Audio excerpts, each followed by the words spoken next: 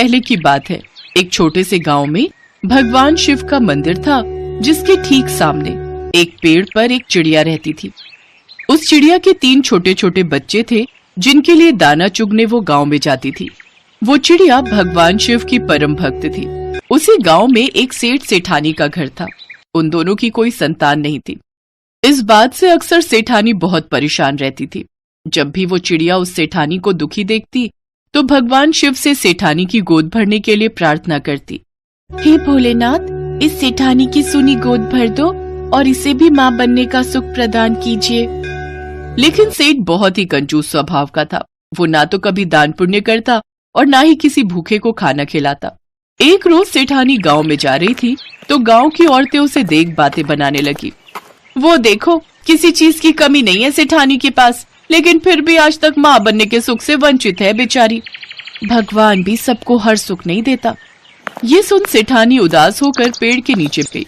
उसी पेड़ की डाल पर बैठी चिड़िया को उस सेठानी को देख उस पर बहुत दया आई। चिड़िया जप करते हुए कैलाश पर्वत की ओर निकल पड़ी। कुछ समय बाद वो कैलाश पर्वत पर पहुंच गई। फिर माँ पार्वती ने उस चिड़िया से पूछा, तुम इतना परिश्रम करके आखिर किस उद्देश्य से यहाँ आई हो?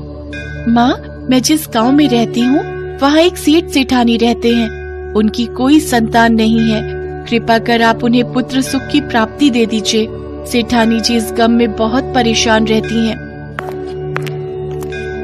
इस पर शिव जी ने कहा, किंतु वो सेठ न तो कभी कोई भगवत कथा सुनता है और न ही कोई पुण्य करता है, इसीलिए उसके भाग्य में कोई पुत्र योग नहीं बन सकता। चिड़िया के बार बार आग्रह करने पर शिव जी इस बात के लिए मान गए। फिर उन्होंने कहा, पुत्र तो हम उन्हें दे देंगे, लेकिन अगर फिर भी सेठ ने कोई पुण्य कर्म नहीं किया तो उनका पुत्र मृत्यु लोक को प्राप्त हो जाएगा। प्रभु, आप उन्हें पुत्र दे दीजिए। पुत्र प्राप्ति के बाद वो स्वयं ही पूजा पाठ करने लगेंगे। ठीक है, जैसी तुम्हारी इच्छा। चिड़िया भगवान शिव की परम भक्त थी, इसलिए वो उसे मना नहीं कर पाए। प्रभु के मुंह से हाँ सुन चिड़िया बहुत खुश हुई और वापस गांव लौट आई। कुछ समय बाद सेठानी गर्भवती हुई और फिर 9 महीने बाद उन्होंने एक लड़के को जन्म दिया। आज मैं बहुत खुश हूँ भाग्यवान, आज हमारा वंश आगे बढ़ गया। अब तुम देखना, मैं अपने इस पुत्र को हर खुशी दूंगा।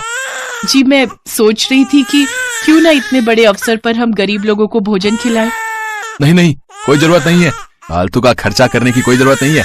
इन गरीबों को खाना खिलाकर कौन सा हमारा भला होगा, उल्टा हमारा धन ही खर्च होगा। सेठ अभी भी नहीं सुधरा।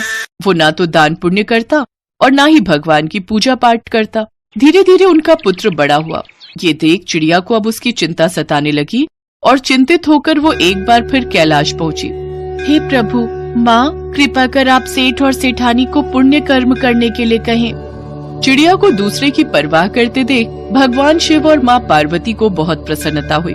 फिर उन दोनों ने एक ब्राह्मण और ब्राह्मणी का रूप धारण किया और सेठ सेठानी के घर गए और उनसे कहने लगे, अब देखिए, हम बहुत दूर गांव से आए हैं, हमें बहुत भूख लगी है, क्या आप हमें भोजन करवा सकते हैं?